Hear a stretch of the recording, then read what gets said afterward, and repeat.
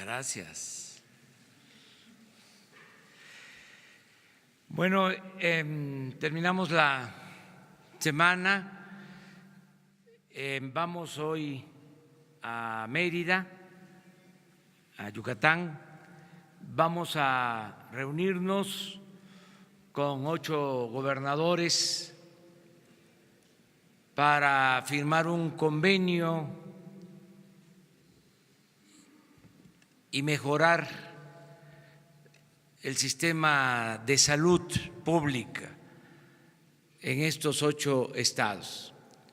Desde luego es un plan general que incluye a las 32 entidades federativas del país, es decir, es para todo México el mejorar el sistema de salud pública,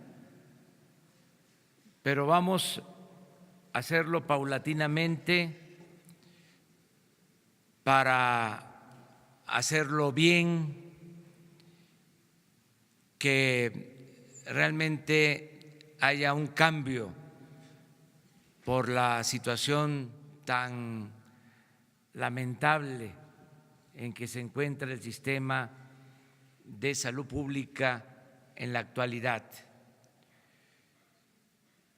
Vamos a trabajar primero con 8 estados, se van a federalizar los servicios de salud en 8 estados, cada 6 meses se van a incorporar 8 estados más, de modo que este año es para 16 estados, el año próximo otros 16, y en 2 años vamos a tener un nuevo sistema de salud pública. El convenio significa que los estados trasladan los servicios de salud a la federación. Se va a hacer cargo la federación de todo el sistema de salud. Se integra todo el sistema de salud. Uno de los problemas actuales es la fragmentación, la desintegración del sistema de salud. Se los comentaba en una ocasión, tienen responsabilidad los estados, el gobierno federal, y en el gobierno federal la Secretaría de Salud, el ISSSTE y el Seguro Social. Y ahora lo que queremos es integrar los sistemas de salud y comenzar dando atención especial a la población que no tiene seguridad social, a los que no son derechohabientes. Estamos hablando de más de la mitad de la población que no tiene seguridad social,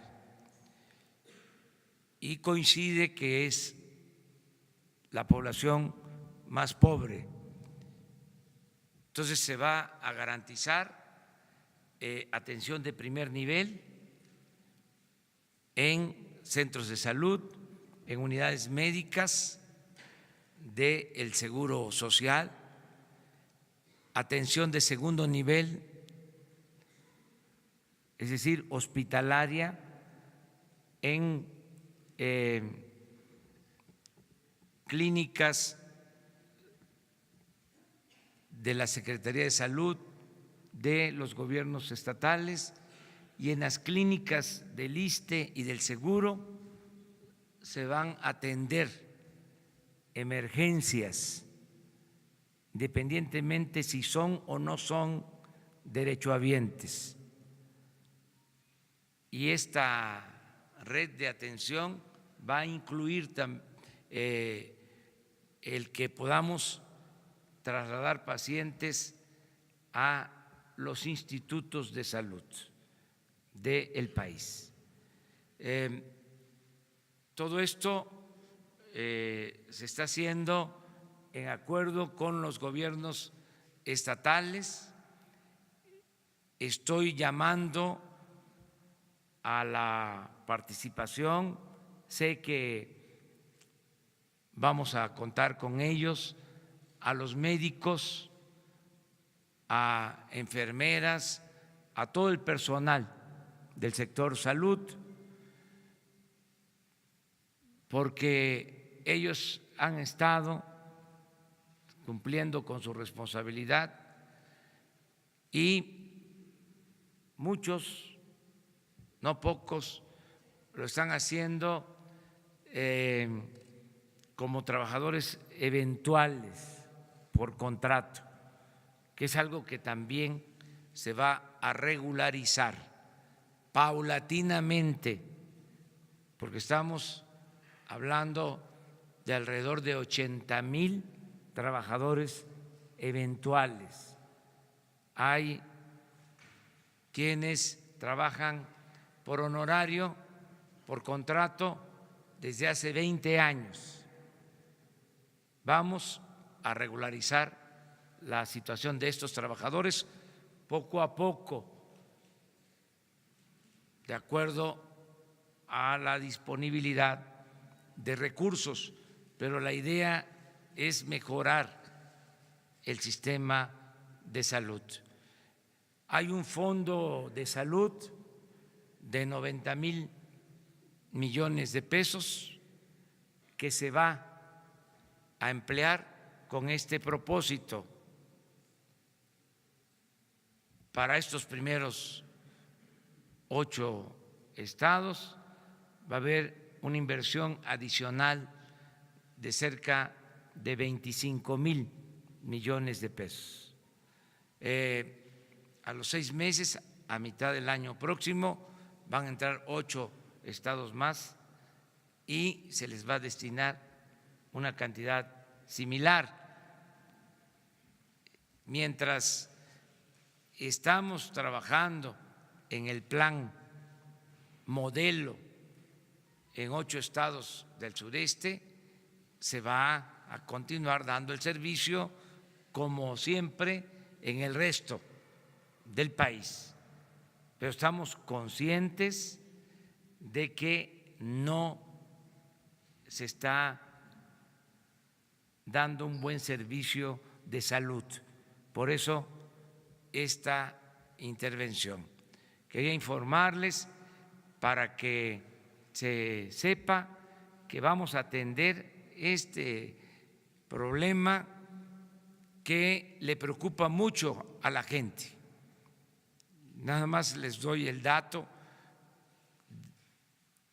Cuando se hizo la última consulta sobre los programas prioritarios, el programa que obtuvo más votación fue el de mejorar los servicios de salud.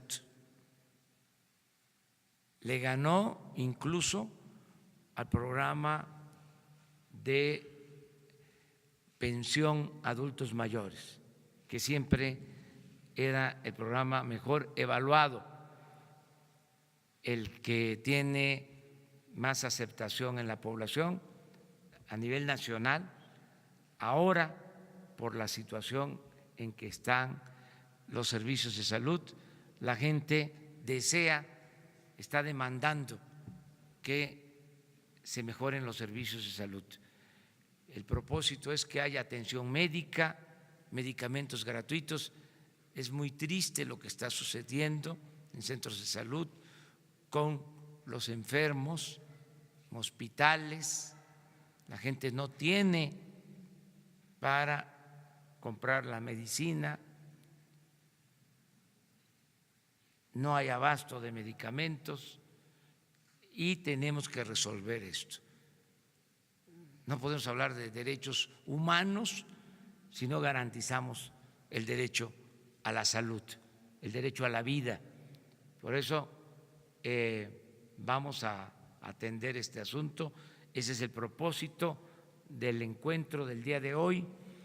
en Mérida, Yucatán. Hacemos una gira por el sureste, empezamos en Mérida, vamos a estar también en Ciudad del Carmen, Campeche, para presentar el plan de producción de petróleo y vamos a estar el domingo, inicia la construcción del Tren Maya en Palenque, Chiapas. Ese es el programa. Eso es lo que puedo yo informarles y ahora les escucho a ustedes. Empezamos. Buen día, señor presidente. Carlos Montesinos de la Hoguera. Sobre el programa de salud, dos cuestiones. Primero, con esta implementación, con esta federalización, ¿significa el final ya del Seguro Popular, al que usted ha criticado en el pasado? Y segundo, hace unos días el gobernador Enrique Alfaro de Jalisco entregó el avión que era usado para el mandatario estatal a los servicios de salud del Estado para que fuera utilizado como ambulancia aérea. ¿Usted considera una medida así para la flotilla presidencial que usted también va a vender? Gracias. Sí, bueno, en el primer caso sobre el sistema de salud actual, el llamado Seguro Popular, es evidente que no ha funcionado, que ni es seguro ni es popular y va a ser sustituido por un sistema de salud pública que garantice atención médica de calidad y medicamentos gratuitos.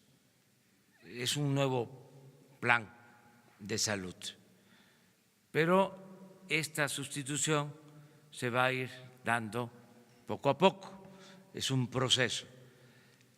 Los que tienen este seguro popular, aún no siendo atendidos como merecen, van a seguir incorporados al programa, es decir, no se quedan sin atención médica.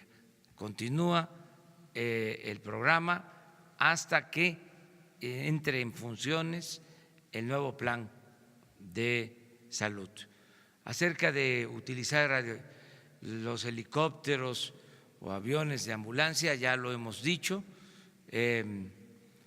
son los únicos aviones y helicópteros que van a quedar en el gobierno, los que se utilicen para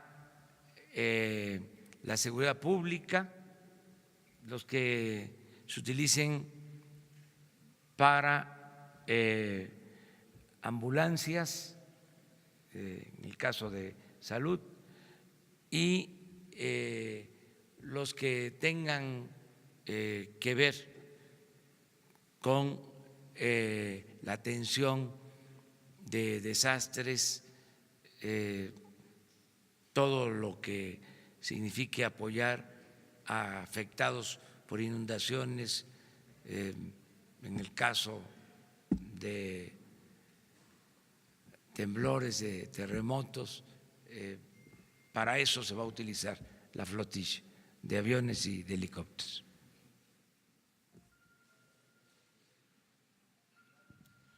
Gracias. Buenos días, presidente. Horacio Jiménez del Universal. Me gustaría hacerle tres preguntas.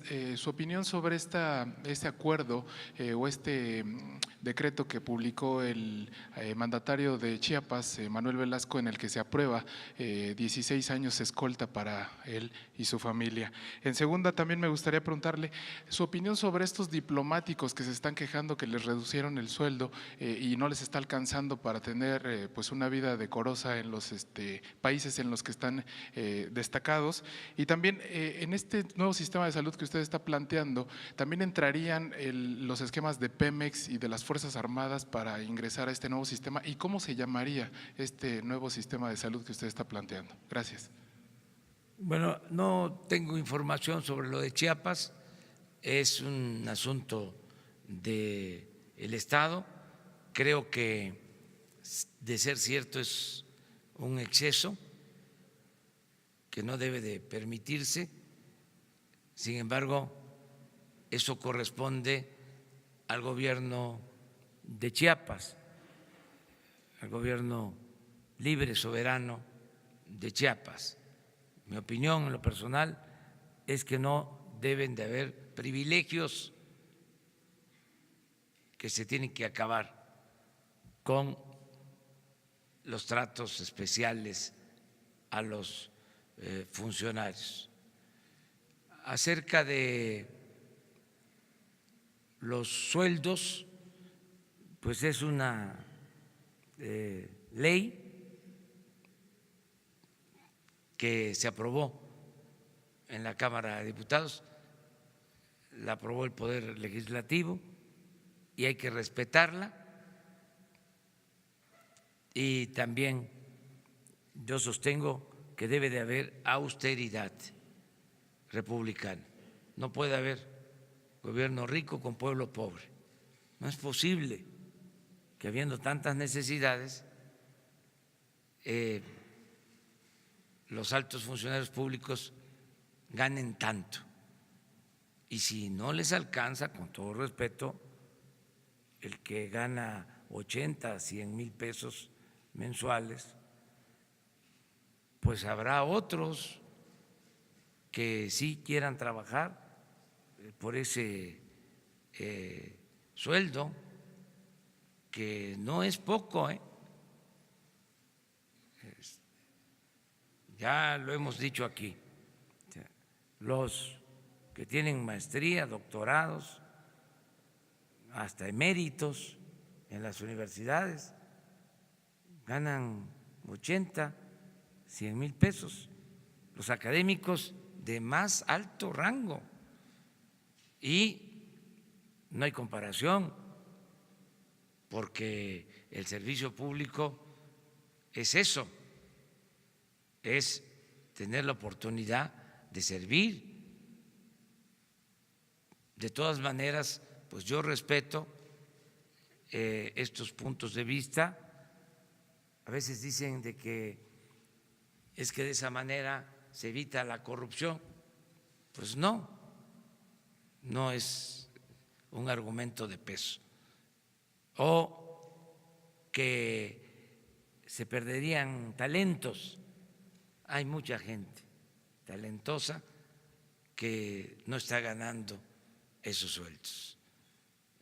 Pero pues somos libres, y qué bueno que se está ventilando todo este asunto. A mí me importa mucho el que podamos otorgar 300,000 becas a estudiantes pobres de universidades,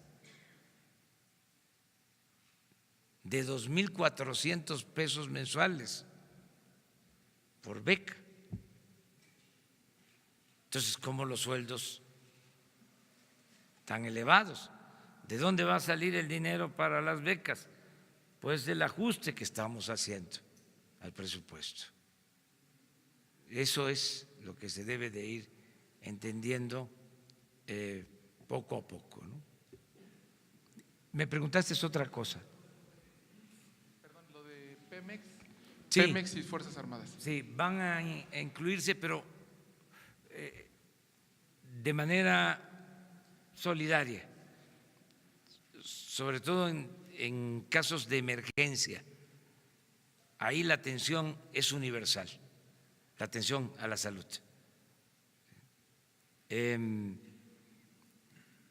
Para que sigan estas instituciones dándole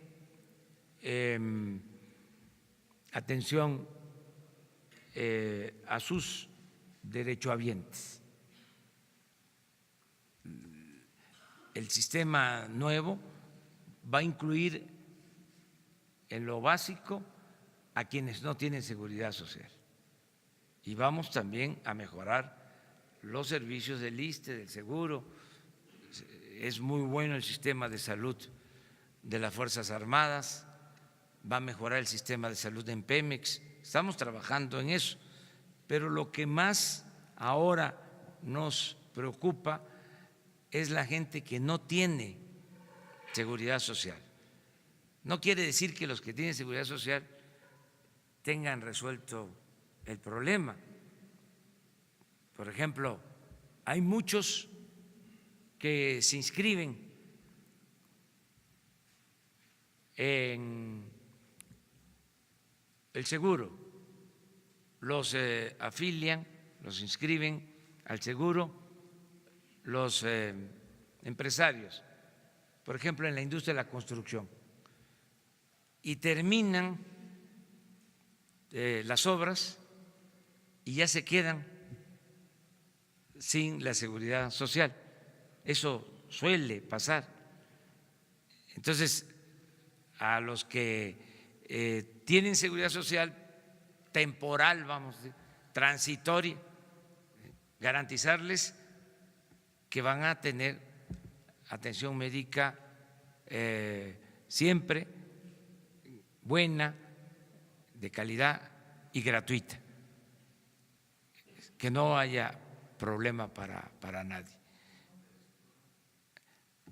Vamos a ver, puede ser salud y bienestar. La palabra bienestar va a ser el distintivo del nuevo gobierno. ¿Qué es bienestar? Es, como su nombre lo indica, estar bien.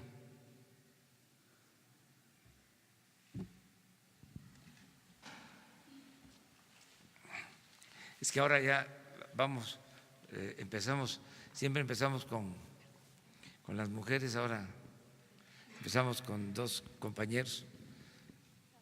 Hola, buenos días, Isabel González de Grupo Imagen.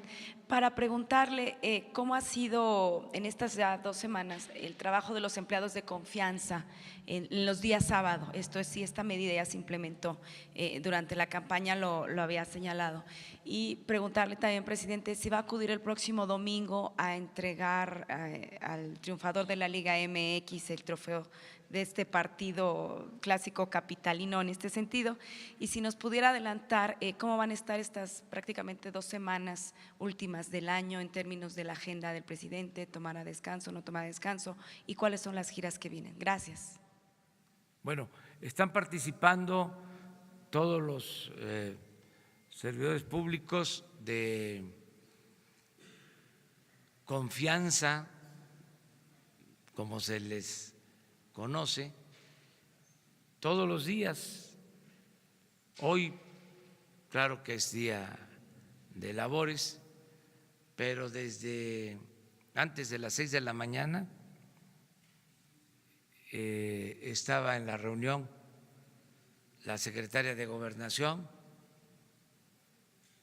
el secretario de Seguridad Pública, el secretario de la Defensa, el secretario de Marina, ahí llevo 4, el secretario de Turismo, 5, el secretario de Comunicaciones y Transportes, 6, el secretario de Relaciones Exteriores, 7, no quiero que se me escape ninguno. Bueno, esos 7, más subsecretarios,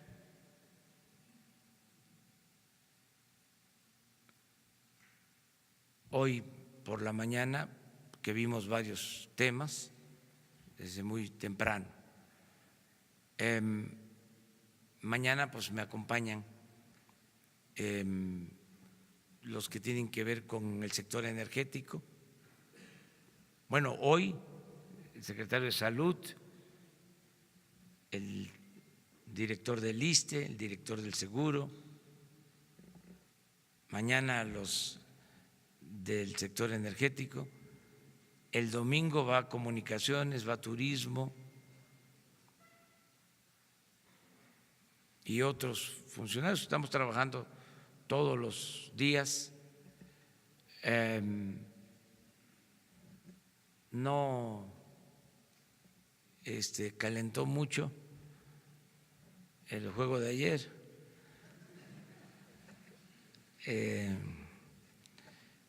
0-0, hay que esperar el domingo, pero no voy a poder estar, voy a estar regresando de Chiapas. Deseo que la gente se siga divirtiendo y que gane el mejor para el domingo, que es un clásico. Tuvieron oportunidad de los dos. Hubo un portero que hizo una buena tajada, pero ya eso es otra cosa. ¿Qué vamos a hacer en diciembre? Pues vamos a seguir trabajando para ustedes, decirles que vamos a estar aquí hasta el 24 en la mañana. El 25 no. Y en diciembre, perdón, a finales de diciembre, el domingo 30 no vamos a tener actividad. El 31 sí asisto a la toma de protesta del gobernador de Tabasco. El día 1 no va a haber actividad, digo así pública, ¿no? Yo tengo que estar pendiente siempre. Y el 2 ya estamos aquí de nuevo. Así para.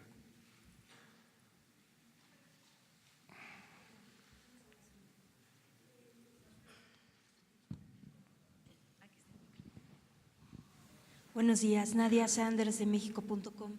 Señor, me llama la atención que va a iniciar el proyecto del Tren Maya este fin de semana y preguntarle si ya hicieron las consultas a las comunidades indígenas que por constitución se tienen que hacer y conocer si ya hay un dictamen de impacto ambiental, ya que es una zona selvática, obviamente.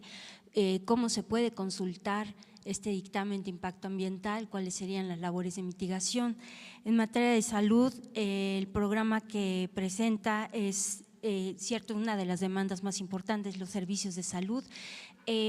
Exactamente, ¿solo va a requerir de un convenio con gobiernos estatales o va a requerir de reformas? ¿De qué leyes, de qué tipo de leyes, de qué ordenamientos y de qué nivel?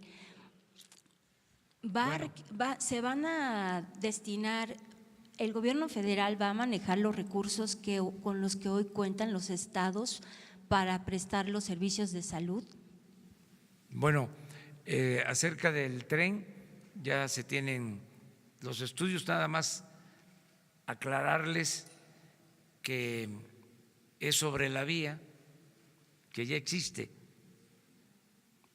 no es comenzamos en Palenque, Tenosique, Escárcega, ese tramo pues se construyó desde el gobierno de Miguel Alemán, poco antes, o sea, ya existe. ¿Se acuerdan de ese tren que tiene un nombre? Pues por ahí pasa, es el tren de carga. Además que ahora esa vía, ese derecho de vía se va a utilizar para el Tren Maya. Acerca de el programa de salud, sí, los recursos, sí, pues es que es una vía en funciones, no se va a tirar un solo árbol, es en el terraplén de donde está la vía que se va a construir, básicamente. Los recursos que reciben ahora estos estados se van a federalizar, ese es el convenio, para integrar todo el sistema de salud.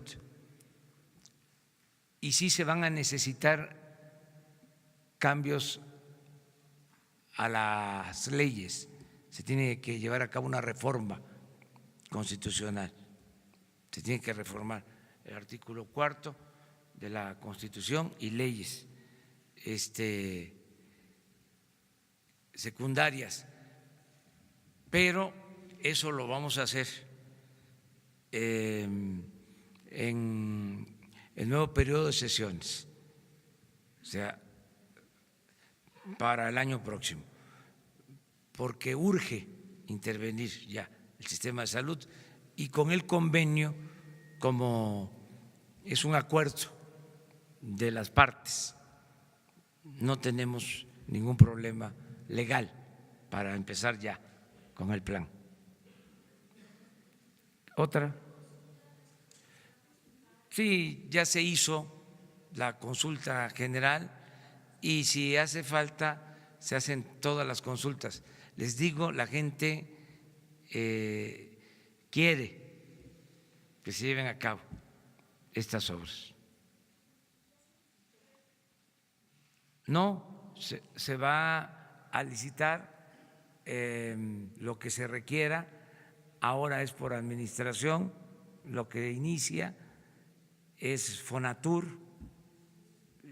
pero se van a lanzar las licitaciones. A ver.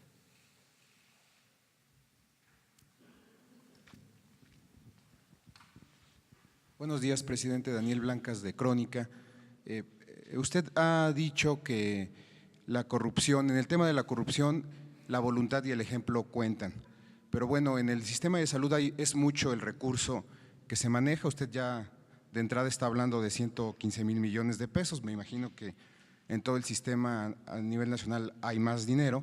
Pero ¿cuáles son los mecanismos o los instrumentos que el gobierno federal implementará para evitar que la corrupción se filtre en este nuevo sistema? Porque ya hay indicios de que en anteriores administraciones pues la salud era de los más golpeados en el tema de la corrupción.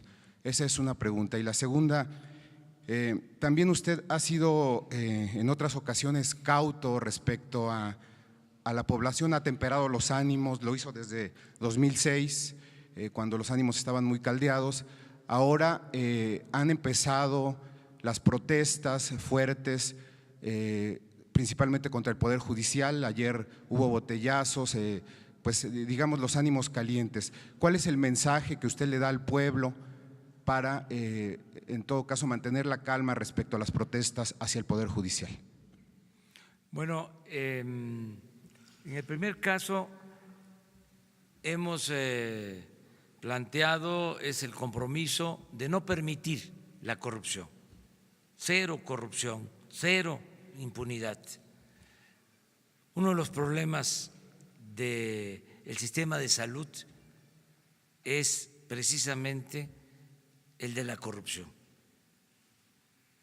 Les comentaba yo que hay presupuesto suficiente para las medicinas, como 90,000 millones de pesos para compra de medicamentos y de equipos.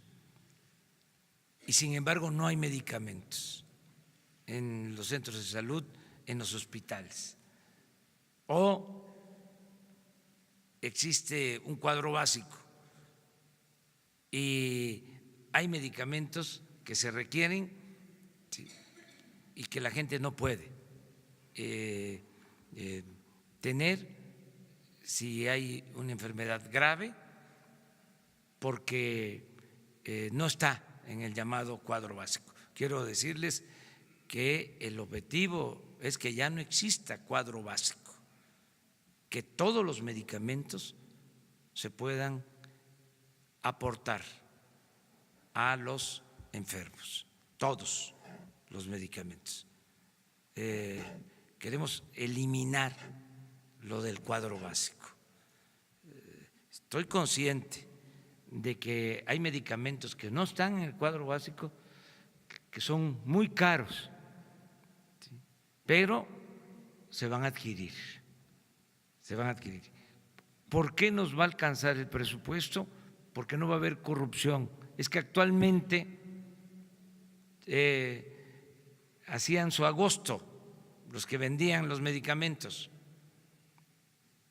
hasta políticos se dedicaban a vender medicamentos por influyentismo.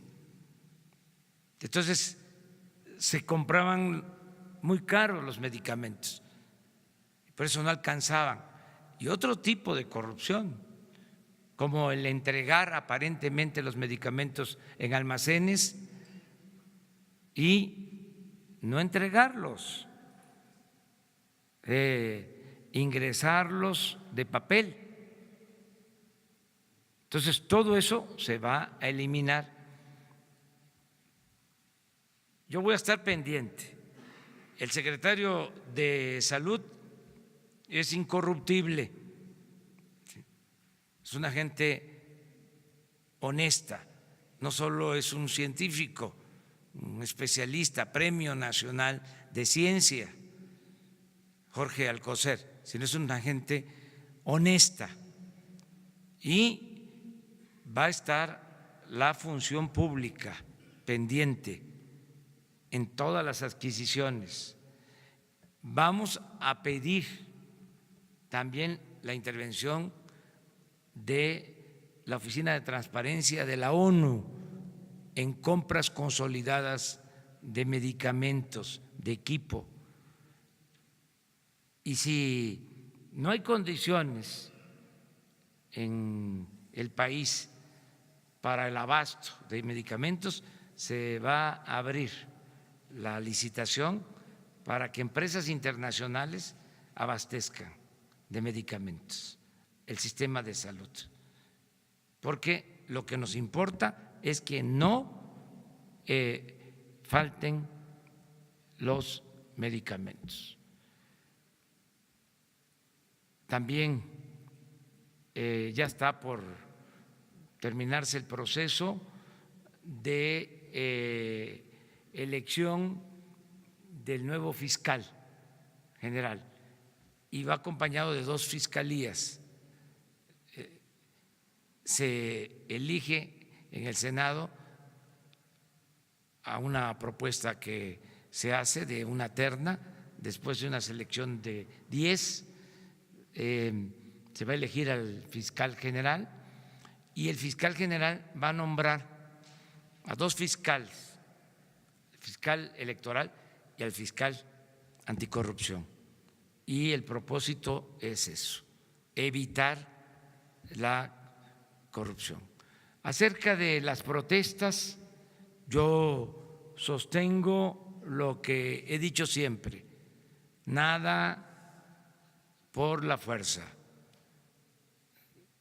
no a la violencia, que podamos tener diferencias y dirimirlas de manera pacífica, con respeto a nuestros adversarios, con respeto a todos los seres humanos, que no se agreda a nadie, que no se humille a nadie, que podamos debatir, eso sí, de manera, en forma respetuosa. Coincido contigo en lo que estás planteando. A mí no me gustan esas protestas violentas. Nosotros siempre hemos protestado de manera pacífica y somos partidarios de la no violencia. No es ese el camino. En este diferendo que hay sobre los sueldos, hay instancias y que sean estas instancias las que resuelvan lo que corresponde.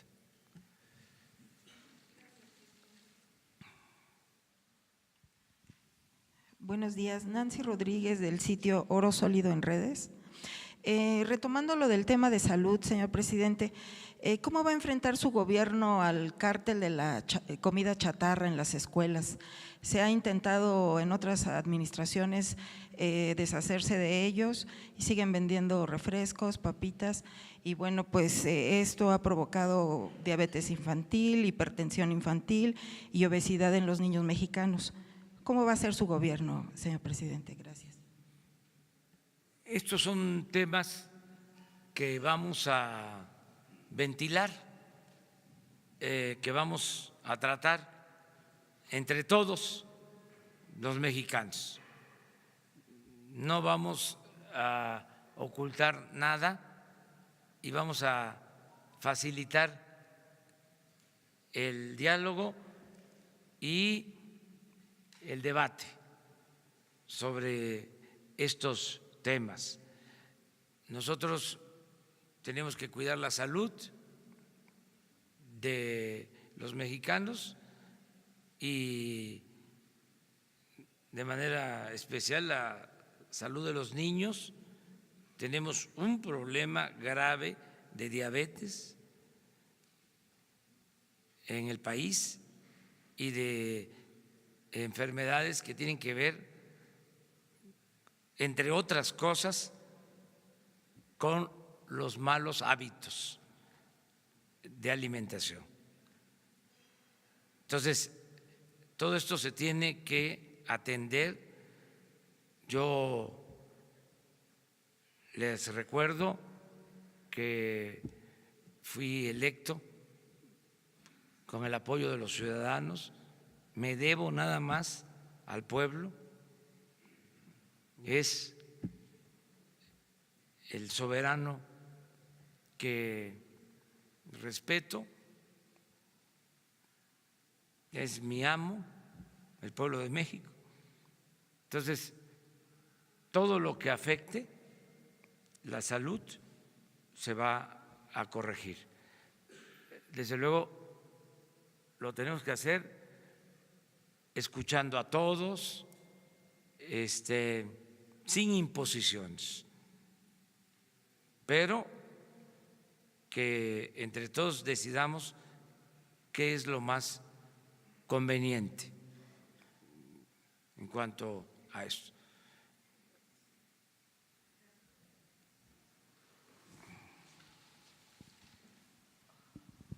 Buenos días, señor presidente. Bertalicia Galindo, de alcanzandoelconocimiento.com. Presidente, yo quiero preguntarle un poquito en ese tema. La parte del cáncer, la diabetes está aumentando y con este plan de salud, ¿cómo va a emplear a los científicos? Porque bueno, hay muchísimo conocimiento que se podría aplicar para disminuir este problema y en este caso también, bueno, ya en lo del presupuesto, no sé si sea momento de hablarlo, pero ¿qué pasaría con el presupuesto de ciencia? Porque ya se habla dentro de lo que se ha filtrado de cómo viene el presupuesto, pero no se habla mucho de lo de ciencia y si se van a jalar los recursos del ramo 38 finalmente. Bueno, la salud va a tener presupuesto suficiente, va a tener más presupuesto la Secretaría de Salud, por esto que les estoy comentando, nada más va a haber un aumento de 50,000 millones adicional a lo que se autorizó el año pasado de este fondo que se va a utilizar. El seguro lo mismo, va a tener más presupuesto y el ISSSTE en general. Para la ciencia igual, no vamos a dejar de invertir en todo lo que tiene que ver con innovación, con investigación científica y tecnológica y vincular, desde luego, la investigación a las necesidades de la gente, en este caso de la salud. Los centros de investigación pues van a tener todo nuestro apoyo. Estamos haciendo un reordenamiento del presupuesto, en algunos casos va a parecer que se reduce, pero es porque se está quitando todo aquello que no es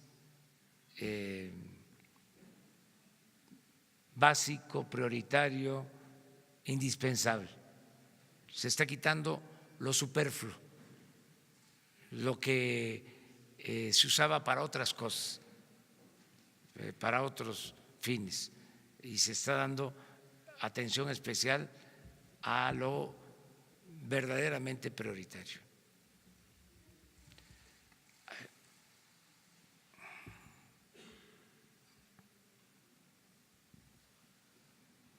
Tres. Señor presidente, buenos días. Es que es viernes hoy. Miguel Arzate, del Sistema Público de Radiodifusión, Canal 14. Preguntarle, señor presidente, si nos podía platicar un poco más de estas plazas eventuales. ¿Cuántas serían? ¿Cuántos trabajadores tendrán que regularizarse? Porque en otras dependencias del gobierno también hay muchos trabajadores que están preocupados por esta situación, que llevan muchos años trabajando sin regularizarse. Gracias. Sí, vamos a llevar a cabo este plan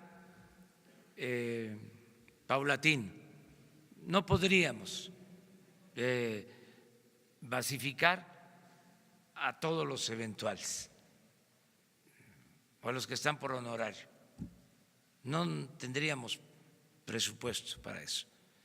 Entonces, en el caso de la salud, que les decía, se calcula que son alrededor de 80,000, que hay que empezar por hacer los censos,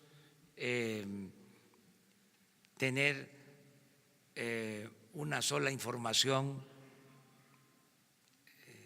una sola nómina, ir homologando también sueldos, porque hay muchas diferencias. O sea, es un proceso de regularización que nos va a llevar tiempo. Vamos a atender esto en salud, pero igual sucede en el caso, en efecto, en la educación, por ejemplo, maestros federales, maestros estatales, y en Pemex, trabajadores de planta, trabajadores transitorios. Entonces, tenemos que ir poco a poco hacia la regularización, pero lo tenemos que hacer con un plan y de acuerdo a las posibilidades económicas. Yo creo que vamos a poder fortalecer todo lo relacionado con la educación, con la salud, con el bienestar, porque va a haber crecimiento económico. Entre más crecimiento económico tengamos, significa más ingresos, más recaudación. Entonces, eso nos va a permitir disponer de más recursos. Ahora son muy limitados los recursos del presupuesto. Es bastante el presupuesto, son más de 5.500.000.000.000, pero todo está comprometido. Les decía yo, para pago de servicio de deuda, 600,000 millones. La transferencia a estados y municipios, como 1.200.000 millones.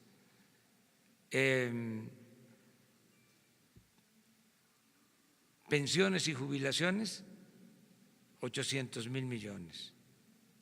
Servicios personales, donde está la nómina, 1.300.000. Entonces, eso no puede dejarse de contemplar en el presupuesto. Entonces, lo que queda es una cantidad menor. Por ejemplo, si hablamos de un presupuesto de 5.500.000.000, el gasto de inversión es de alrededor de 600,000 millones, como el 10% del presupuesto general. Entonces estamos haciendo una reingeniería en el presupuesto para utilizar mejor lo que se tiene, de lo que se dispone. Yo estoy seguro que nos va a alcanzar el presupuesto, no vamos a tener problema este año y el año próximo.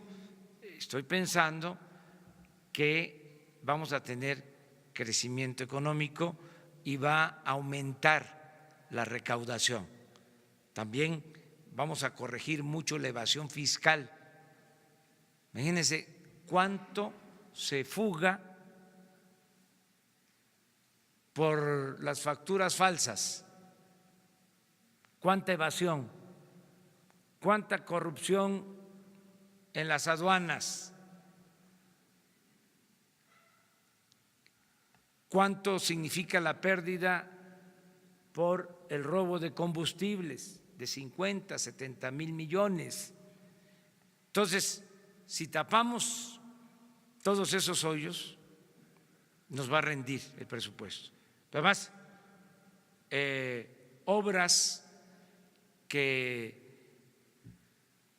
costaban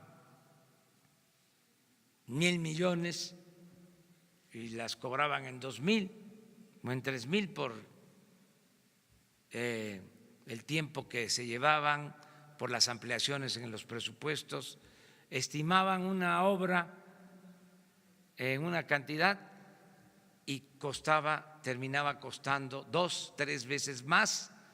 Entonces, si corregimos todo eso, vamos a liberar muchos fondos para el desarrollo. Estoy optimista, creo que nos va a alcanzar. Ya mañana se presenta el presupuesto a las 5 de la tarde a la Cámara de Diputados y van contemplados los recursos para los programas que ofrecimos en la campaña. Todos, vamos a cumplir todos los compromisos que hicimos en la campaña.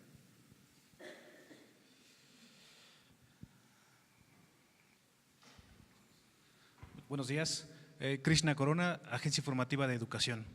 Me gustaría que si nos pudiera hacer un esbozo de la reingeniería financiera que implicará la construcción de 100 universidades y el plan de becas Benito Juárez que anunciaron. Bueno, las 100 universidades se están ya iniciando en las regiones más apartadas del país. Van a tener todas las disciplinas. También son universidades que van a tener carreras acordes con la vocación de las regiones. Van a ser gratuitas. Se va a recibir a todos los jóvenes de esas regiones. Tienen ya un presupuesto estimado de inicio de 1,000 millones de pesos. Ya en el presupuesto tienen considerado 1,000 millones. Ya de las 100 hay más de 50 que tienen terrenos donados por ejidatarios, por comuneros, por pequeños propietarios. El martes próximo les invito, porque sí, creo que el martes vamos a ir a Hidalgo, vamos a iniciar el plan de las 100 universidades en lo que fue el MESHE, porque se va a reabrir el MESHE. Fue un compromiso. O sea, el martes inicia próximo voy a Hidalgo y ahí se presenta el plan de las 100 universidades. Es una escuela normal, la del MESH.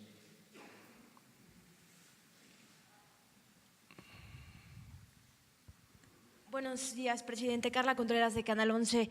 Ante este anuncio de austeridad republicana, ¿en cuánto será necesario adelgazar el presupuesto en las dependencias federales? Y de ser así, que tenga el dato, ¿cuáles serían las dependencias donde se ha detectado que hay un exceso de personal y que tendría que haber un recorte? Y también, no sé si este programa que se está anunciando para el sector salud se podría aplicar también en el sector educativo, que el Estado asuma esta responsabilidad en las entidades donde haya pues una mayor afectación. Y por otro lado, pues ayer usted sostuvo una reunión con su gabinete, si nos pudiera enumerar pues alguna de las instrucciones que les dio en el arranque de este gobierno, y finalmente pues su opinión de su asistencia ayer al informe de labores del ministro presidente. ¿Cómo queda la relación entre el Ejecutivo y el Poder Judicial? Muchas gracias. Bueno, es buena la relación con los poderes. Existe polémica, hay puntos de vista diferentes en esto de los sueldos, pero se mantiene el compromiso, es nuestra convicción de respetar la independencia de los poderes. No tengo ningún problema de conciencia en ese sentido, porque creo que es necesario el que haya división, equilibrio de los poderes, que ya no exista el poder de los poderes, porque así ha sido casi siempre: 3 poderes, el legislativo, el judicial, el ejecutivo, pero el poder de los poderes, el ejecutivo. Los otros 2 poderes subordinados. Solo en la época de la República restaurada es que hubo división y equilibrio de poderes, y fueron 10 años. No, el porfiriato, como hasta los tiempos actuales,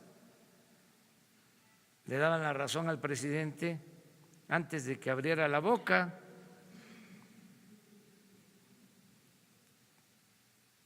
Eran poderes subordinados. Entonces estamos en una etapa nueva, ¿sí? Y si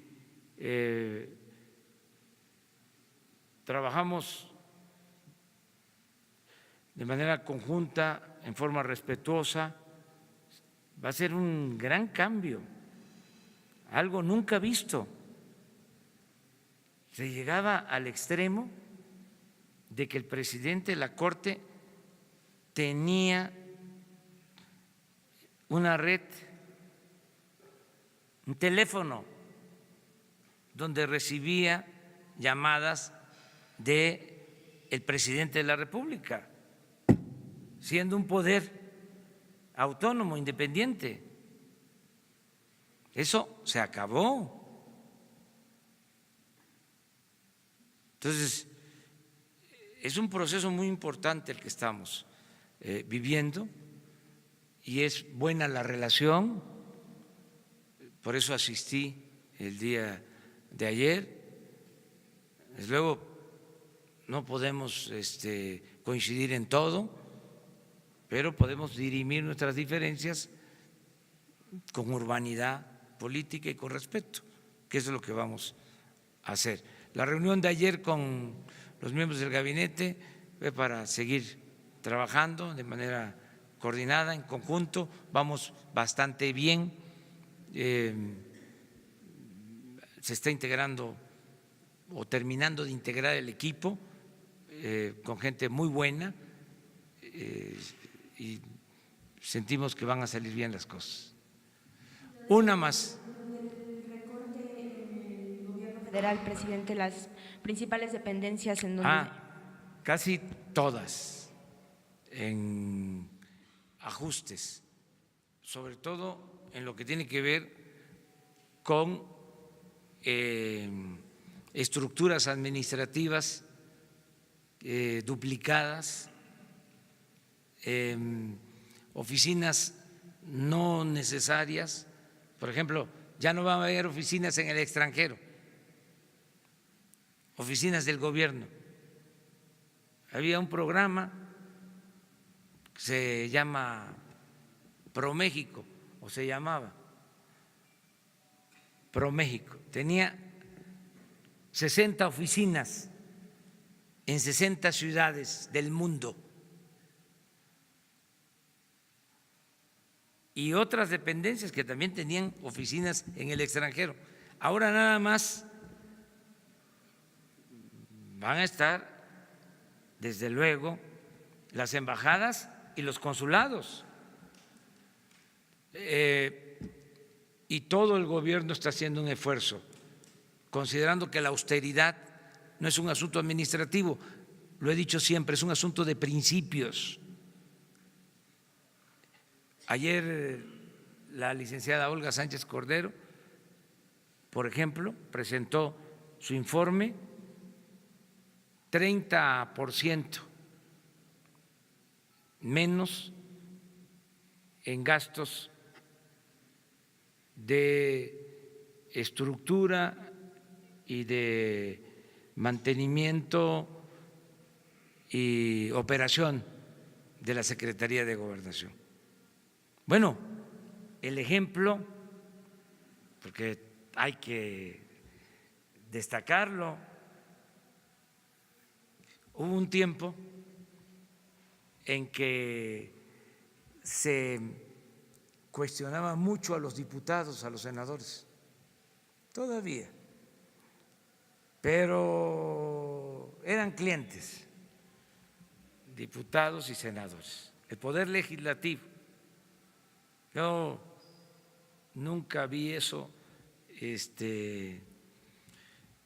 tan apegado a la realidad, porque se olvidaba, ¿no?, lo que hacían los de mero arriba. O sea, no me gusta lo de los chivos expiatorios, no lo tolero. Eso de que no se hable de los machuchones, que no pierdan ni siquiera su respetabilidad y se le cargue, ¿no?, la mano a los de más abajo. Pero ¿qué podemos destacar ahora de las cámaras como algo bueno? ¿Saben cuánto es la disminución del presupuesto en la Cámara de Senadores, en la Cámara de Diputados? 20% en términos reales. Eso es algo extraordinario, lo tengo que reconocer. Más que ellos no lo dicen, deberían de estarlo informando. ¿Cuánto fue el presupuesto autorizado para la Cámara de Senadores y a la Cámara de Diputados en 2018 y cuánto va a ser ahora? Y es una disminución importante y todos están haciendo un esfuerzo, todos están haciendo un esfuerzo de austeridad. Esto fue un avance porque parecía que el gobierno estaba ensimismado y que más presupuesto para sueldos elevados, para oficinas de lujo. Todavía hay oficinas en Paseo de la Reforma, hay oficinas para atender a los pobres de lujo que ¿cuándo va a llegar un pobre, una gente indígena, digo, un indígena, ¿sí?, una gente humilde, una oficina? ¿Sí? Y ahí están los servidores públicos para atender la pobreza. O la salud, edificios lujosísimos, pues ahí se va todo el dinero, por eso no hay para las medicinas en los hospitales. Entonces todo esto va a terminar. Uno más. A ver, ella. Presidente, buenos días, Michelle Mejía de Multimedios. Preguntarle sobre este conflicto en la Universidad de la Ciudad de México. Ayer en entrevista el rector dijo que un grupo de profesores con fines políticos quieren tomar la universidad y además quieren descarrilar el proyecto académico de esta casa de estudios que usted creó. Y por otra parte, también su opinión sobre este conflicto también en la máxima casa de estudios, esto que se viene dando desde septiembre. Hay ahorita también un conflicto en la Prepa 2. Ya durante el periodo de transición usted tuvo un acercamiento con el rector, pero ¿cómo intervenir desde el gobierno, obviamente sin afectar la autonomía de estas dos casas de estudio? Gracias. Pues estando pendiente, apoyando a las autoridades universitarias y respetando la autonomía. Yo creo que en los centros de estudio de nivel superior, en las universidades, pues hay mucho talento, hay mucha inteligencia y se llega a acuerdos siempre. No hace falta el tutelaje externo. Yo he venido observando lo del conflicto en la UNAM y siento que se ha estado manejando bien por parte de las autoridades universitarias, y también los jóvenes se acuerdan de que se pensó de que los jóvenes iban a levantarse en contra de las autoridades universitarias por estos lamentables hechos de porrismo. Muchos apostaron a eso y los jóvenes sí participaron, protestaron, pero no se dejaron acarrear, ¿sí?, por otros que tienen intereses de otro tipo. Entonces hay mucha madurez, hay mucha responsabilidad en la universidad. Yo recuerdo que en el conflicto pasado de la Universidad de la Ciudad de México, que estaba muy difícil, los mismos muchachos con los estudiantes encontraron la salida. Ellos eligieron a un rector, al filósofo Enrique Dussel, extraordinario filósofo, uno de los mejores filósofos de México y del mundo, un hombre mayor, y él llegó a la universidad por consenso. O sea, los jóvenes y los maestros apoyaron a Enrique, hizo una muy buena labor. Entonces, ¿qué les recomendaría con todo respeto? Ahora que busquen a Enrique, que lo consulten, que lo tomen en cuenta. Es una gente de primera, y así hay otros maestros que de mucho respeto, ¿no?, para los alumnos y para todos. No creo, mire, ya la gente despertó por completo. El pueblo de México está muy avispado, están más informados de lo que imaginamos. más conscientes, politizados. De veras, es un fenómeno. Nunca en la historia del país había existido tanta gente consciente como ahora en el país. Es una bendición esto. Estamos hablando de millones de mexicanos conscientes. Es un revés para los que pensaban que el pueblo era tonto. Tonto es el que piensa que el pueblo es tonto. La gente está muy a la altura de las circunstancias. Bueno, conmigo ya expliqué lo que pasó el día primero. Este joven que se acerca y me dice no tienes derecho a fallar, y eso me lo repiten,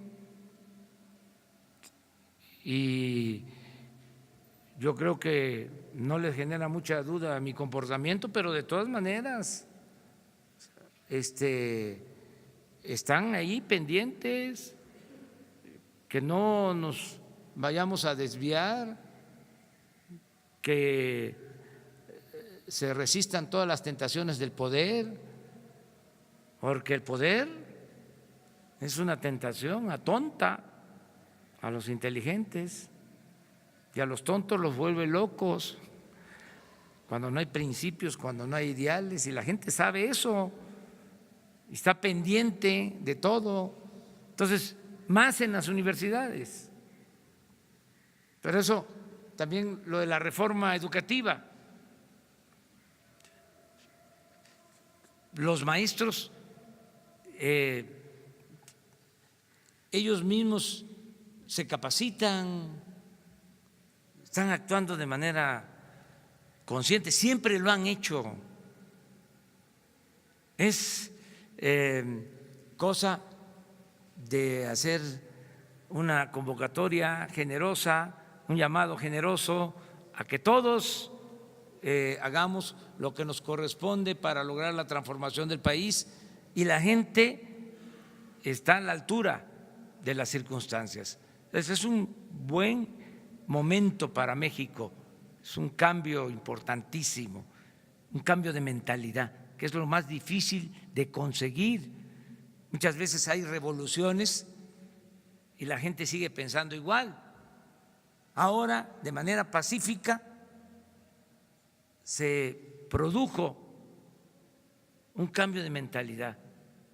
Y cuando cambia la mentalidad del pueblo, cambia todo. Eso es lo más importante. Por eso no debemos de preocuparnos. Hay problemas, pero tenemos como elemento bueno este cambio de mentalidad de los ciudadanos. Bueno, muchas gracias. Nos vemos el lunes. Muchas gracias.